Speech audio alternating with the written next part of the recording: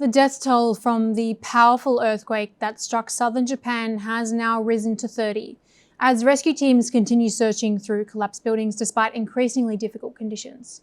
The magnitude 6.8 earthquake hit Kumamoto Prefecture on Japan's Kyushu island, causing widespread destruction. While Japan is one of the world's best prepared countries for earthquakes, this disaster shows that even the strongest building standards can't eliminate every risk. I'm Ruby Barlow, welcome back to NewsX World. The death toll continues to rise. Many of the fatalities occurred not just because of collapsing buildings, but from secondary disasters also triggered by the quake. At a paper mill, a chimney collapsed, trapping workers. At a shopping mall, a gas explosion occurred after customers had already been evacuated, killing several employees who had returned to the building. These incidents highlight how earthquakes can set off chain reactions that become just as dangerous as the shaking itself. Rescue operations are also becoming more challenging. A strong aftershock struck the area, forcing emergency crews to pause their work at times because damaged structures could collapse without warning.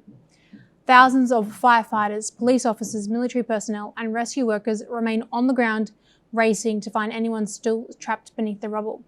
Another major concern is the weather. Temperatures have climbed to around 35 degrees Celsius, creating very difficult conditions for both survivors and the rescue teams. Thousands of homes remain without electricity or running water, increasing the risk of dehydration and heat-related illnesses in evacuation centres. Authorities have deployed Japan's self-defence forces to distribute water, cooling equipment and emergency supplies while infrastructure is repaired.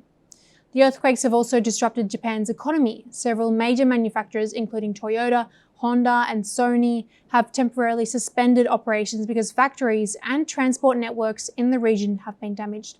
Japan sits on the Pacific Ring of Fire, one of the world's most active seismic zones, where multiple tectonic plates meet. The country experiences thousands of earthquakes every year and has some of the strictest earthquake-resistant building codes in the world. Even so, powerful quakes can still cause significant damage, especially when they trigger fires, gas leaks, industrial accidents, or landslides. For now, the priority remains finding survivors and restoring essential services. But as aftershocks continue and the extreme summer heat complicates rescue efforts, officials warn that the situation still remains critical even days after the initial earthquake. Stay tuned here on NewsX World for more updates as this situation develops.